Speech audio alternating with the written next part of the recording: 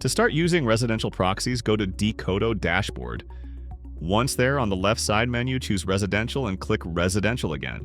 First, you'll see the Proxy Setup tab. You'll notice that a user with a username and password has been created automatically. You can copy the password by clicking on it, or generate a new one by hitting this arrow.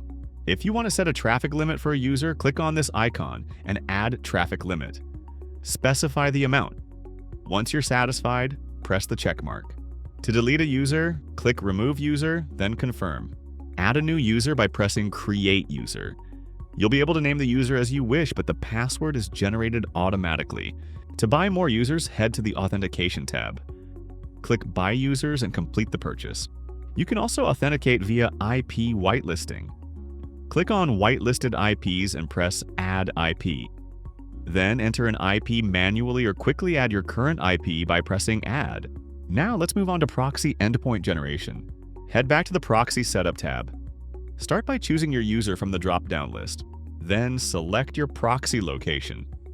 Choosing random means that the location of the IP address will be picked randomly from one of our residential IP pools. For some locations like the USA, you can also target by a zip code. After that, pick your session type. If you choose sticky sessions, your IP will stay the same until the session expires. If you choose the rotating session, your IP will change automatically with every new connection request. Then select your preferred protocol, which will show in the output format.